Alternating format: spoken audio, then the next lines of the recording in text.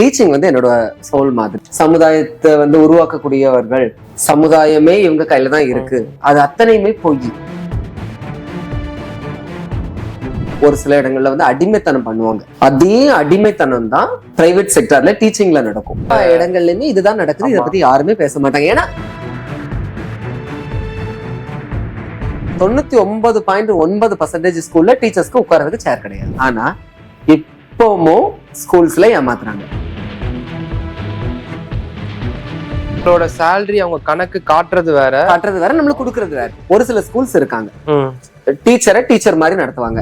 ஏன்னா அதிகார வர்க்கத்துக்கிட்டையும் பணபலம் படைச்சவங்க கிட்டையும் நம்மளால என்ன செய்ய முடியாது, போராடி ஜெயிக்க முடியாது.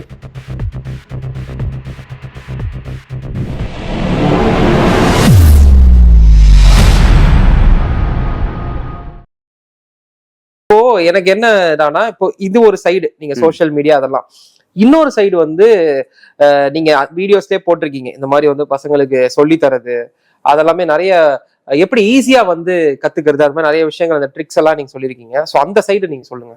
டீச்சிங் வந்து என்னோட சோல் மாதிரி. எனக்கு அது ரொம்ப பிடிக்கும். பிடிச்சு வந்த ஒரு விஷயம்தான். பிரைவேட் செக்டார்ல போய் ஒர்க் பண்ணும்போது அது என்ன ஆயிடுச்சு, மொத்தமா பிடிக்காம ஆயிடுச்சு. இப்ப நானே இருக்கேன்னு நினைச்சுக்கோங்களேன். நீங்க வந்து என்னோட நிறைய கெட்டப் வீடியோஸ் பாத்திருப்பீங்க. அதுல எல்லாம் வரக்கூடிய கமெண்ட்ஸ் எப்படி வரும்னா, ஒரு டீச்சர் இப்படி எல்லாம் பண்ணலாமா அப்படிலாங்கிற நிறைய கமெண்ட்ஸ் வரும். அந்த நம்பர் கேட்டகரியான கமெண்ட்ஸ்க்கு வந்து ரியாக்ட் பண்றதை விடவும் இந்த கமெண்ட்ஸ் வந்து என்ன ரொம்ப டென்ஷன். ஏன் அப்படின்னு கேட்டீங்கன்னா, அருந்ததி படத்துல ஒரு டயலாக் வரும் தெரியுமா, உன் கண்ணு முன்னாடி தெரியறது எதுவுமே என்ன கிடையாது, உண்மை கிடையாது, நீ பாக்குறதெல்லாம் போய். அதே மாதிரிதான் டீச்சரை பத்தி இவங்க ஒரு கேட்டகரி அடுக்கி வச்சிருக்காங்கல்ல, சமுதாயத்தை வந்து உருவாக்கக்கூடியவர்கள், சமுதாயமே இவங்க கையில தான் இருக்கு. அது அத்தனையுமே பொய். என்னடி சொல்ற, நீ என்ன சொல்ற, என்னடி சொல்ற? மீன்ஸ் பிரைவேட் செக்டாருக்கு, நான் எதுவுமே கவர்மெண்ட் சொல்லல, பிரைவேட் செக்டாருக்கு. ஏன் அப்படி சொல்றீங்க? ஒரு அடிமை எப்படி இருப்பாங்களோ, ஒரு அது ஈவன் ஜெயிலா இருக்கலாம், இல்லைன்னா வந்து ஒரு வீட்டு வேலைக்கு ஆள் சேர்க்கிற இடத்துல வந்து ஒரு சில இடங்கள்ல வந்து அடிமைத்தனம் பண்ணுவாங்க. அதே அடிமைத்தனம் தான் பிரைவேட் செக்டார்ல டீச்சிங்ல நடக்கும். அது வந்து எத்தனை பேருக்கு தெரியும்னு தெரியாது. அதை வந்து ரியலைஸ் பண்ணவங்களுக்கு மட்டும்தான் அது தெரியும். அடிமைத்தனம்னா எப்படி சொல்றீங்க? எனக்கு வந்து அது இப்ப நிறைய விதங்கள் இருக்கு, ரொம்ப ஜென்ரலான வார்த்தை அது. ஆனா அது வந்து இதை வந்து கட் பண்ணாம நீங்க போட்டீங்கன்னா எனக்கு தெரியல போடுவோம். என்னன்னா, பிரைவேட் ஸ்கூல்ல ஒர்க் பண்ணக்கூடிய ஒவ்வொருத்தங்களுக்கும் இந்த வார்த்தை வந்து ஹார்ட்டை டச் பண்ணி பெயின்ஃபுல்லா ஃபீல் பண்ணுவாங்க. எனக்கே ரொம்ப சர்ப்ரைஸ். இது வரைக்கும் யாருமே பேசினது கிடையாது.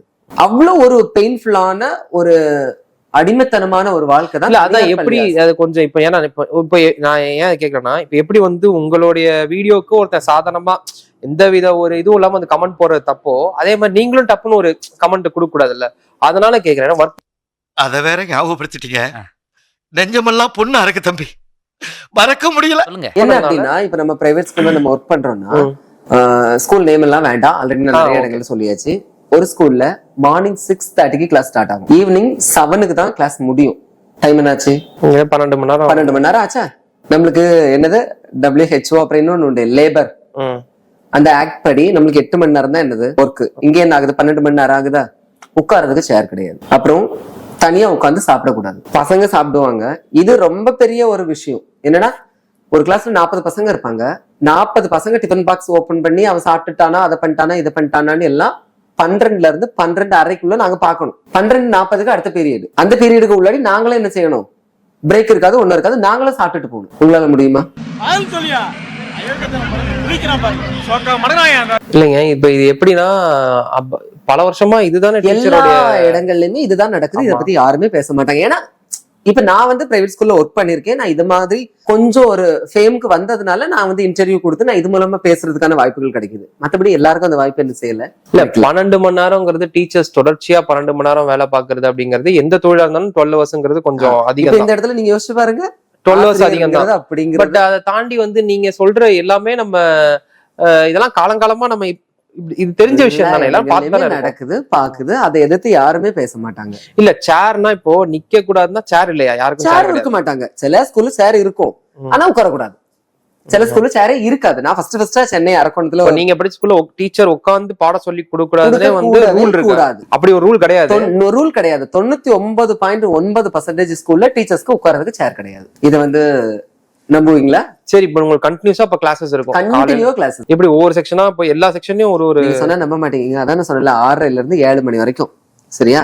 6:30 இருந்து 7 மணி வரைக்கும்னா காலையில 6:30 உள்ள என்டர் ஆகும்னு நினைச்சுக்கோங்களா. 6:30க்கு என்டர் ஆகணும். 6:31க்கு நம்ம என்டர் ஆயிட்டோம்னு நினைச்சுக்கோங்களா, 100 ரூபாய் பெனால்டி. நம்புவீங்களா? இல்ல இதுக்காக நல்ல விஷயம் தானே. இப்ப நான் நிறைய டீச்சருக்கு பெனால்டி. காலைல 6 மணிக்கு கிளாஸ்க்கு போகணும். ஆமாங்க, டீச்சரே லேட் ஆவாங்க. புட்சாம்பாரா ஒரு புது பாயிண்ட். காலைல எத்தனை மணிக்கு ஸ்கூல் வைக்கணும்? 6:30க்கு. அதுக்கு நீங்க ஸ்கூல் வைப்பீங்க 6:30க்கே ஸ்கூல் ஸ்டார்ட் ஆயிடுது. ஃபர்ஸ்ட் பீரியட் ஸ்டார்ட் ஆயிடுது. ஆமா, அதுல நீங்க 3 லேட்னு நினைச்சுக்கோங்களா, ஹாஃப் டே salary கிடையாது. இதெல்லாம் எப்படி? சரிங்க, இதெல்லாம் ஒத்துக்கிட்டு தானே நீங்க போறீங்க. ஒவ்வொரு இதுலயும் நீங்க ஒருத்தன் ஐடில வேலை பாக்குறான். நான் ஒரு விஷயம் நல்லா சொல்லிக்கிறேன். நீங்க ஐடின்னு சொல்றீங்க, அவங்கள கேட்டாதான் அங்க உள்ள விஷயங்கள் தெரியும். ஆமா, அதுதான் நான் சொல்ல வரேன். அதே மாதிரி நீங்க டீச்சர், நீங்க என்ன கொஸ்டின் ரைஸ் பண்ணீங்களா? இப்ப டீச்சர் தானே, நீங்க ஒரு கொஸ்டின் நீங்க எல்லாம் தெரிஞ்சு தானே வேலைக்கு போறீங்கன்னு சொல்றீங்க. அதே மாதிரி விட்டுருங்க. அப்புறம் எதுக்கு நாங்க வீடியோ பண்ணாலும் எது பண்ணாலும் நீங்க டீச்சர் தானே எப்படி பண்றீங்கன்னு எதுக்கு? நோட் பண்ணுங்கப்பா, பின்றாம்பா. அப்படி கிடையாதுங்க. இப்போ ஒரு சில பேரை பார்த்து அவங்க இன்ஸ்பயர் ஆவாங்க. இப்போ சாதாரணமா ஒருத்தனை பார்த்து இன்ஸ்பயர் ஆகிறது ரொம்ப கஷ்டம். பட் எவ்வளவோ ஸ்டூடெண்ட்ஸ் வந்து டீச்சர்ஸை பார்த்து இன்ஸ்பயர் ஆகும், குறிப்பிட்ட ஏஜ் வரைக்கும் ஆச்சும். இன்னைக்கும் நம்ம ஏன் வந்து நம்ம பழைய ஃப்ரெண்ட்ஸை பாக்குறோமோ, இல்ல ரோட்ல நம்ம ரிலேட்டிவ் பாக்குறோமோ, எல்லாம் ரைட். பட் நம்ம சொல்லி கொடுத்த டீச்சர், நம்ம மனசுக்கு பிடிச்ச டீச்சர் யாராவது வந்தாங்கன்னா நம்மளுக்கு ஒரு மரியாதை வரும், கூப்பிட்டு பேசுவோம். நம்ம சொல்லுவோம், இந்த சப்ஜெக்ட்ல நான் வீக்கா இருந்தேன், அவங்க சொல்லி கொடுத்த விதம் தான் எனக்கு வந்து நான் இந்த அளவுக்கு நான் இருக்கேன். நிறைய எல்லாருக்குமே அப்படி ஒரு பிளாஷ்பேக் இருக்கும். அதனால பிளாஷ்பேக்லாம் ஒரு டாக்டர், டீச்சர், இந்த ப்ரொஃபஷன்லாம் வந்து உண்மையிலேயே அவங்க வந்து டாக்டரா இருக்கட்டும், இந்த ப்ரொஃபஷனே ஒரு புனிதமானது தான் சொல்லுவாங்க. நம்ம அவ்வளவு தூரத்துக்கு எடுத்துட்டு போறது கிடையாது. அந்த புனிதங்கிற வார்த்தைக்கே அது அருகதையே கிடையாது. ஈவன் பிரைவேட்டுக்கு மட்டும் தான் நான் சொல்றேன், சரியா? நீங்க கட் பண்ணிட்டு மொத்தமா போட்டு எனக்கு கொத்து விட்டுறாதீங்க. அதுக்கு அர்த்தமே கிடையாது. பிரைவேட்டுமே இப்ப நீங்க உங்களுடைய ஸ்கூல்ல அது இருந்திருக்குன்னு நினைக்கிறேன். கரெக்ட்டுங்களா? நான் தான் சொன்னேன்ல, நீங்க தமிழ்நாட்டுல இருக்கக்கூடிய எல்லா ஸ்கூல்ல உள்ள டீச்சர்ஸையும் நீங்க என்ன பண்ணல, டேட்டா கலெக்ட் பண்ணல. நீங்க கலெக்ட் பண்ணா உங்களுக்கு சொல்றேன்.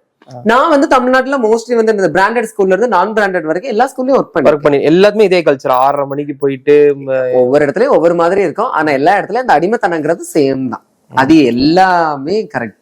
இப்போ நீங்க பிரைவேட்டா நீங்களா ஒர்க்கே பண்ணலப்பா, எனக்கு வேண்டாம்னு சொல்லிட்டு நான் முடிச்சிட்டேன். அது மாதிரி இன்னொரு விஷயம் உங்களுக்கு தெரியுமா, கைநாட்டு போடுற பழக்கம் இருக்கு. உங்களுக்கு இருக்கா? இருக்குங்க. சரி, நீங்க கை நாட்டினா அட்டெண்டன்ஸ் தானே சொல்றீங்க? அட்டெண்டன்ஸ் சொல்லல, நான் இந்த ஒரு விஷயம் சொல்றேன் பாருங்க, நீங்க இன்னும் ஷாக் ஆவீங்க. நம்ம வந்து பழைய படங்கள் நீங்க பாத்திருப்பீங்க, சரியா? முதலாளித்துவங்கள் எப்படி இருந்துச்சுன்னா, கை நாட்டு வைக்கணும், வரிசையில நின்று வைப்பாங்க. இங்க ஒருத்தங்க ரூபாய் கொடுப்பாங்க, அவங்களுக்கு எழுத படிக்க தெரியாது. அப்ப கை நாட்டுல வச்சு எவ்வளவு ரூபாய் எழுதிருக்கோங்க? 500 ரூபாய் எழுதிருக்கோம். ஆனா அவர் எவ்வளவு கூலி கொடுப்பாரு? ஒரு 100 ரூபாய், 200 ரூபாய் கொடுக்க மாட்டாங்க, 100 ரூபாய் தான் கொடுப்பாங்க. கூட இருந்து பார்த்த ஒரு மாதிரி பல அவ்வளவுதான் கொடுப்பாங்க. ஏன்னா அந்த காலத்திலேயே அவ்வளவுதான் கொடுக்குறாங்க. சரி, ஓகேவா? அப்போ நம்மள எல்லாரும் எப்படி சொல்லி வளர்த்தாங்க? இதெல்லாம் மாறணும்னா நம்ம என்ன செய்யணும்? படிக்கணும் அப்படின்னு சொன்னாங்க. ஓகேவா? நம்மளும் படிச்சோம், டீச்சராட்டம் ஆனோம். இன்னைக்கு வந்து நம்ம ஒரு மாடர்ன் வேர்ல்டுல என்ன பண்ணிட்டு இருக்கோம்? உலகம் உங்கள் கையில் அப்படின்னு சொல்லிட்டு எவ்வளவோ வந்து ஜிபே டிரான்சாக்ஷன் எல்லாமே டெவலப்மெண்ட் ஆயிருக்கு. ஆனா இப்பவும் ஸ்கூல்ஸ்ல ஏமாத்துறாங்க.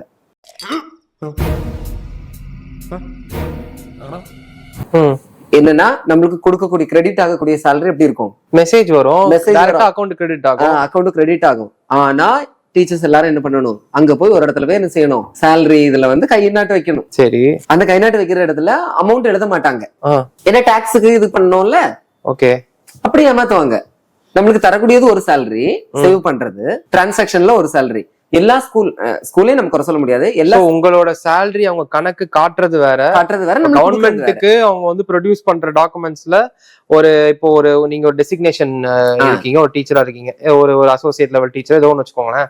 இப்போ அந்த டீச்சருக்கு இவ்வளவு salary சே ஒரு 40,000 அப்படின்னு அவங்க சொல்றாங்கன்னா உங்களுக்கு தரது கம்மியா தான் இருக்கும். ஓஹோ, அப்படி. அப்ப இப்ப நம்ம படிச்சாச்சு, அதெல்லாம் எதிர்த்து கேக்குறதுக்கு அதுல இருந்து உங்களுக்கு கவர்மெண்ட்லோட டாக்ஸ் எல்லாம் நீங்க தனியா கட்டுவீங்க. மோஸ்ட்லி வந்து இந்த நம்ம ஒரு குறிப்பிட்ட அளவுக்கு நம்மளுக்கு டாக்ஸ் எல்லாம் வராது. அது ஓகே, சரி, ஓகே. இப்போ ஹையர் அபிஷியல், ஹையர் ரேங்க்ல இப்படி என்ன செய்யறாங்க? இன்னமும் ஏமாத்திட்டு தான் இருக்காங்க. இத்தனைக்கும் நம்ம டீச்சர் தானே, நம்ம தான் எல்லாமே சொல்லி கொடுக்கணும், சமுதாயத்தை உயர்த்துறதே நாங்க தான் சொல்றீங்க. இதெல்லாம் எதிர்த்து கேட்க முடியுமா? சொல்லு, நீதான் தைரியமான ஆளத்தை சொல்லு. யார் கேட்பாங்க? நீங்க ஒர்க் பண்ண எல்லா பிரைவேட் கம்பெனி, எல்லா பிரைவேட் சொல்ல முடியாது. நமக்கு ஒவ்வொரு ஸ்கூல்லயும் ஒவ்வொரு மாதிரியான எக்ஸ்பீரியன்ஸ். இது எனக்கு ஒரு ஸ்கூல்ல ஒரு எக்ஸ்பீரியன்ஸ். நம்மளால என்ன பண்ண முடியும்? ஏன்னா அதிகார வர்க்கத்துக்கிட்டையும் பணபலம் படைச்சவங்க கிட்டையும் நம்மளால என்ன செய்ய முடியாது? போராடி ஜெயிக்க முடியாது. நம்ம என்ன செஞ்சிடணும்? நம்மளுக்கு எதுக்கு வம்புன்னு சொல்லிட்டு கப்பு சுப்புன்னு உட்காந்துடணும். இருக்கடா தெரியாம இருண்டு போயிரும்டா. அதுதான் இப்ப நடக்குது. ஓகே, இது ரொம்ப ஷாக்கிங்கான, இது உண்மையிலேயே நடந்த நிறைய ஷாக்கிங்கான விஷயங்கள் எல்லாமே இருக்கு. ஓகே ஒன்னு ரெண்டு சொல்லுங்க. இது ஏன்னா இது நிறைய பேருக்கு ஒரு அவேர்னஸா இருக்கட்டும். இது நீங்க இது அதான் நான் தப்பு இல்லையா சொல்லல. இத வந்து காமன் பீப்புளால இத வந்து கொஞ்சம் அக்செப்ட் பண்ணிக்கிறதுக்கு கொஞ்சம் நாள் எடுக்கும். ஆனா அவங்களே ஒரு டீச்சரை போய் சந்திச்சாலோ இல்லன்னா அவங்களே நாளைக்கு அந்த மாதிரியான ஸ்கூல்ஸ்ல போய் அனுபவப்பட்டாதான் அதை என்ன பண்ண முடியும். இது வந்து இப்போ நீங்க வந்து உங்களுக்கு ஒரு இன்ஸ்டாகிராம்ல உங்களுக்குன்னு ஒரு ஃபாலோவர்ஸ் இருக்காங்க. சோ இப்போ நாங்க ஒரு இன்டர்வியூ உங்களை எடுக்கிறோம். இது மூலியமா நீங்க சொல்றீங்கன்னா இதோடைய ரீச்ங்கிறது ஏதாவது ஒரு சில இடங்கள்ல போய் யாருக்கிட்டே அதான் நான் உங்ககிட்ட என்ன சொன்னேன், பணபலம் அதிகார வர்க்கம் அவங்க கிட்ட நம்மளால என்ன பண்ண முடியாது, பேலன்ஸ் பண்ணவே முடியாது. அதனாலயே நம்ம வந்து நிறைய இடங்கள்ல நம்மளுக்கு கோவம் வரும், இதெல்லாம் எதிர்த்து கேட்கலாமோ அப்படின்னு சொல்லிட்டு.